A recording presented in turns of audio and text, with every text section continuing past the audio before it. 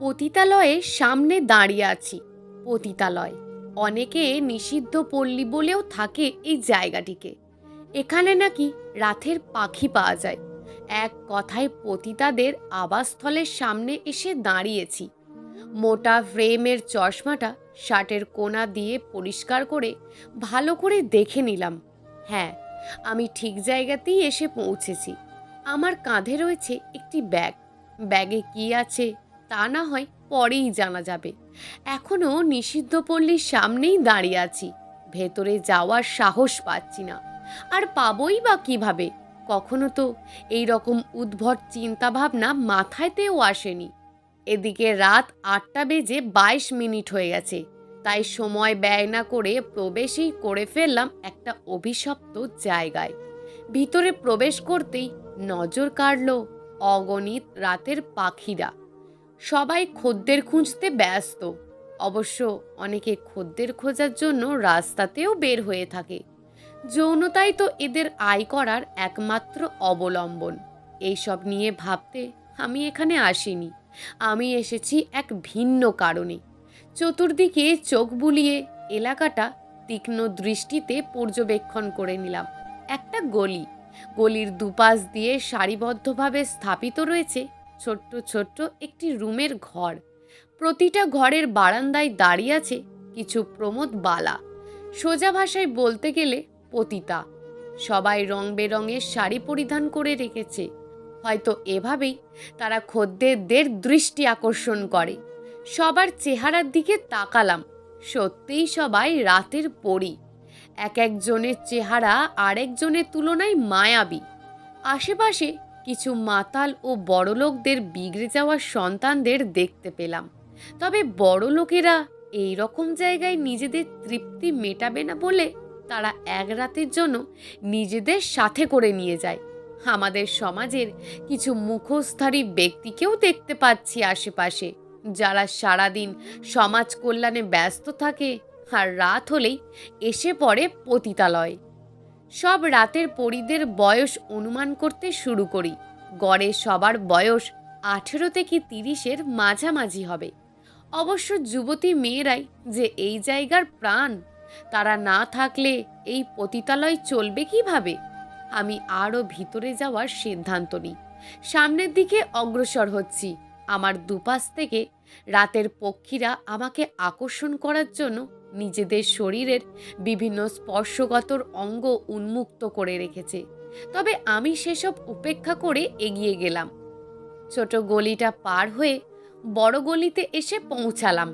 এখানে সাধারণত তুলনামূলকভাবে যাদের চাহিদা বেশি থাকে তারাই এই গলিতে থাকার সুযোগ সুবিধা পায়। আমাকে দেখতে পেয়েই একটি যুবতী মেয়ে এগিয়ে এলো। এখানে আসার পর আমার দেখা সব থেকে বেশি রূপবতী ও মায়াবতী মেয়ে এটি। বয়স আন্দাজ করার চেষ্টা করলাম। 20 থেকে 22 বছর বয়সী একটি মেয়ে আমার দিকে এগিয়ে এলো।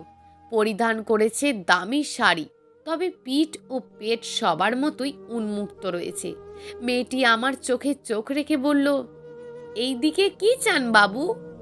আপনাদের জন্য তো পিছনের গলিতে অনেক মেয়েই আছে। মেয়েটির কণ্ঠ তার রূপের মতো মাধুর্যপূর্ণ, যে কোনো পুরুষ মেয়েটিকে দেখে মোহিত হয়ে যাবে। আমি নিজেকে সংযত রেখে বললাম, সে গলিতে আমার কাউকে পছন্দ হয়নি, তাই তো এই গলিতে এসেছি। মেয়েটি আমার আপাদমস্তক পর্যবেক্ষণ করলো। একটি সাদাসিধে লোক আমি। বয়স কতই বা হবে, 30-এর কাছাকাছি। পায়ে স্যান্ডেল পরিধান করেছি। ফুটপাত থেকে একটি শার্ট আর একটি প্যান্ট। মেয়েটি আবার আমার চোখে চোখ রেখে বলল, এখানকার রেট কিন্তু অনেক, আপনি কি দিতে পারবেন? আমি একটা মুচকি হেসে বললাম, তা নিয়ে আপনাকে ভাবতে হবে না, আমি আমার পছন্দের মেয়েকে বেছে নিয়েছি। ও, তা কে সে? মেয়েটি আমাকে জিজ্ঞেস করলো। আমি মেয়েটির প্রশ্নের উত্তরে বললাম, আপনি। মেয়েটি আবারও হেসে বলে, বাবু, আমার রেট সব থেকে বেশি, আপনি কি আমার রেট দিতে পারবেন? আমি আবারও একটা মুচকি হেসে বললাম, কেন নয়, অবশ্যই। মেয়েটি তার পিছু পিছু আমাকে যেতে বলল। আমিও মেয়েটির পিছু পিছু গেলাম। মেয়েটির সাথে আমি একটি ঘরে প্রবেশ করলাম। আগের ঘরের তুলনায় এই ঘরটি বেশ বড় ও পরিষ্কার। ঘরের ভিতরের একটি চেয়ার, একটি টেবিল ও একটি বিছানা আছে। মেয়েটির বলা মতো রেট দিয়ে দিলাম। আপনার কাঁধের ব্যাগ রাখুন টেবিলে। আমি আমার কাঁধের ব্যাগটা নামিয়ে টেবিলে রেখে ব্যাগ থেকে একটি কলম, খাতা ও আমার মোবাইল বের করলাম। মেয়েটি আমার কর্মকাণ্ড দেখে ভুরু কুঁচকে জিজ্ঞেস করলো, আপনি পড়াশোনা করতে বসবেন নাকি এখন? আমি প্রত্যুত্তরে একটা মুচকি হাসি দিলাম। তারপর খাতা কলম নিয়ে বিছানায় বসে পড়লাম। মেয়েটি আমাকে বিছানায় বসতে দেখে ধীরে ধীরে তার শরীর থেকে বস্ত্র খোলা শুরু করলো। প্লিজ, আপনি থামুন, আপনার কাপড় খোলার প্রয়োজন নেই। আমি আগেই বুঝতে পেরেছিলাম আপনি ভদ্র ঘরের ছেলে। আপনি এসবে অভ্যস্ত নন। সমস্যা নেই, আমি আপনাকে শিখিয়ে দেব। আমি এখানে শিখতে নয়, জানতে এসেছি। মেয়েটি আমার কথায় আবারও ভুরু কুঁচকালো। এবার মেয়েটি তার ঝাঁঝালো কণ্ঠে বলল, আপনি কি আমার সাথে ফাজলামি মারতে এসছেন? দেখুন বাবু, আপনার সময়সীমা পার হয়ে গেলে আমি আপনাকে 1 মিনিটও বেশি সময় দিতে পারবো না। আপনি নিজের কাজ মিটিয়ে জলদি চলে যান। মেয়েটির কথায় মূর্খতার চিহ্ন নেই। তার মানে মেয়েটি শিক্ষিত। দরকার হলে আমি আপনাকে পুরো রাতের টাকাটাই দেব। আপনি শুধু নিজের কাপড় ঠিক করে চেয়ার টেনে আমার সামনে বসুন। মেয়েটি আমার কথা মতো চেয়ার টেনে আমার সামনে বসলো। আমি মেয়েটিকে বাকি রাতের সম্পূর্ণ টাকাটা দিলাম। আপনি কি জানতে চান? মেয়েটি আবারও জিজ্ঞেস করলো আমাকে। যদি বলি আপনাকে, মুখে মুচকি হাসিটা বজায় রেখে বললাম, আপনার কথা আমার বোধগম্য হচ্ছে না। মেয়েটি পূর্বের তুলনায় আরো উৎসাহিত হয়ে পড়ল। আপনার কথার নিরক্ষতার নিদর্শন আমি পেলাম না। আপনি নিশ্চয়ই শিক্ষিত। আমি আপনার জীবনী সম্পর্কে জানতে চাই। আপনি এখানে কিভাবে এসেছেন, কেন এসেছেন এই অভিশপ্ত জীবনে, সব জানতে চাই। মেয়েটি আমার কথা শুনে হো হো করে হেসে দিল। আমি মজা করছি না। আমি আপনাকে পুরো রাতের টাকাটা দিয়েছি। এই রাতের জন্য আপনি আমার। আমি যা করতে বলবো তাই করবেন। যা জিজ্ঞেস করব তার উত্তর দেবেন। মেয়েটি আমার কর্কশ কণ্ঠ শুনে চুপ হয়ে যায়। মেয়েটি মাথা নিচু করে বসে আছে আমার সামনে। হঠাৎ তার মুখে বুলি ফুটল। আমি আমার মোবাইলে রেকর্ডটা চালু করলাম। আমার নাম নুসরত। মধ্যবিত্ত ঘরের সন্তান আমি। বাবা মায়ের একমাত্র নয়নের মণি ছিলাম আমি। ছিলেন মানে? এখন তারা কোথায়? নুসরতের কথা থামিয়ে আমি জিজ্ঞেস করলাম। নুসরত তার মাথা উঁচু করে আমার চোখে চোখ রাখল। নুসরতের চোখ জোড়ায় অশ্রু টলমল করছে। যে কোনো সময় বাঁধ ভেঙে অশ্রু ধারা গাল বেয়ে নেমে পড়বে। নেই, তারা এখন নেই। এই হৃদয়হীন সমাজ তাদের কেড়ে নিয়েছে আমার থেকে। নুসরতের চোখের অশ্রুধারা সমস্ত বাঁধ ভেঙে গাল বেয়ে নেমে গেল। নুসরত তার নরকতুল্য অতীত বলা শুরু করলো। ইন্টার ফার্স্ট ইয়ারে উঠতেই আমার বাবা আমাদের ছেড়ে চলে যায় না ফেরার দুনিয়াতে। আমার বাবার হার্ট ব্লক ছিল। চিকিৎসায় কয়েক লাখ টাকা দরকার ছিল। বিপদের সময় সকল আত্মীয় স্বজনেরা আমাদের থেকে মুখ ফিরিয়ে নিলেন। বাবার চিকিৎসায় আমার মা আমাদের ভিটে মাটিও বিক্রি করে দিলেন। তবুও বাবাকে বাঁচাতে পারলাম না। ডাক্তারের ভাষ্য মতে ততদিনে বেশি দেরি হয়ে গিয়েছিল। আমি আমার মাকে নিয়ে বস্তিতে উঠে গিয়েছিলাম। আমি পড়ালেখা ছেড়ে যে কোনো একটি চাকরি করতে চেয়েছিলাম। তবে আমার মা আমাকে জোর করেই পড়ালেখা চালিয়ে যেতে বলে। আমার মা সাংসারিক খরচ সহ আমার কলেজের খরচ জুটাতে বড়লোকদের বাড়িতে কাজের ঝি হিসাবে কাজ করেন। এইভাবেই আমাদের দিনগুলো কেটে যাচ্ছিল। বাবার মৃত্যুর প্রভাব কাটতে না কাটতেই আরও একটি বিপদ এসে দাঁড়ালো আমার। ইন্টার সেকেন্ড ইয়ারে পড়ার সময় একদিন কলেজ থেকে এসে দেখি আমাদের ছোট্ট ঘরের সামনে মানুষের ভিড় জমে গেছে। আমি উৎসুকভাবে ভিড় ঠেলে এগিয়ে গেলাম।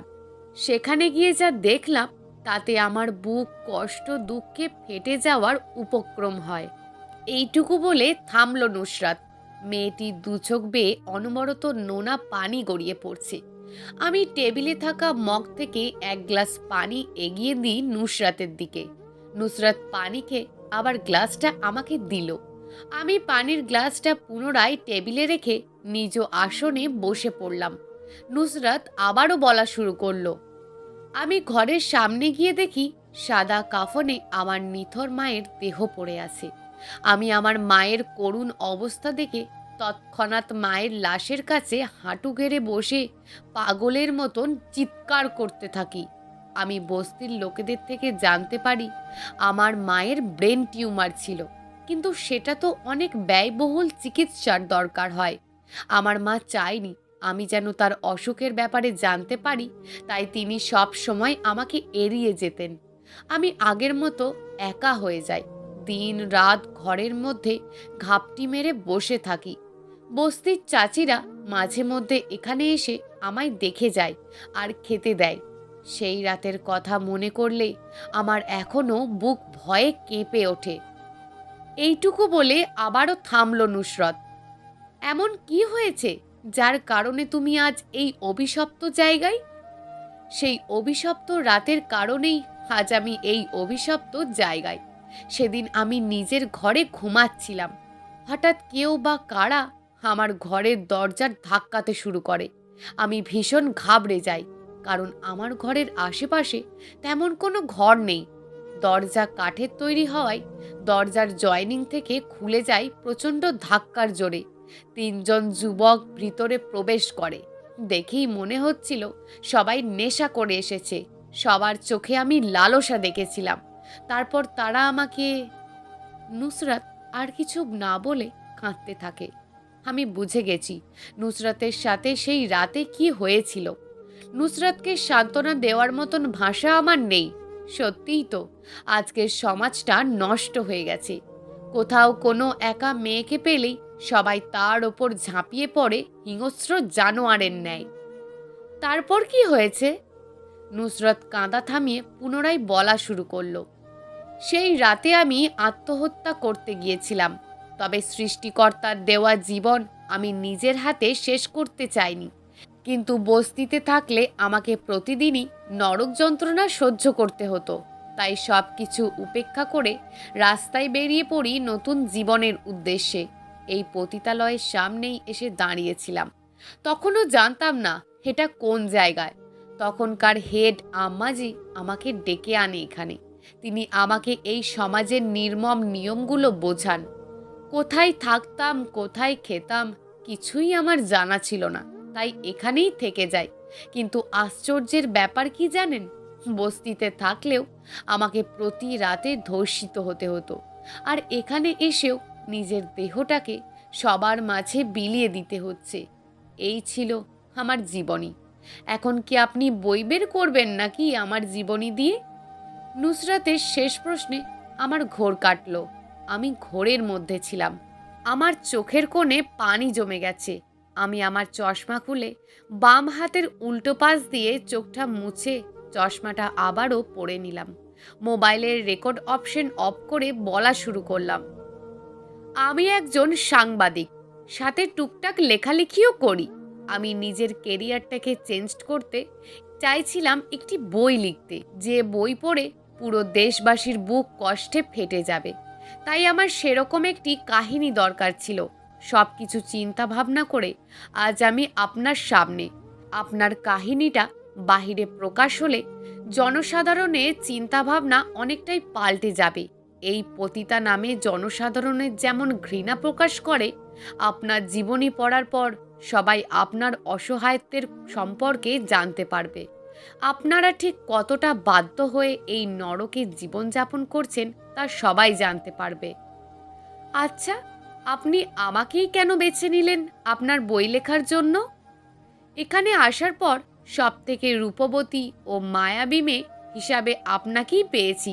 আর সবথেকে রূপবতী মেয়েদেরই কষ্ট বেশি, কারণ এই রূপই তাদের কাল হয়ে দাঁড়ায়, যার সত্যতা আপনার অতীত। আশা করি একদিন আপনারা সবাই এই অভিশপ্ত জায়গা থেকে মুক্তি পাবেন।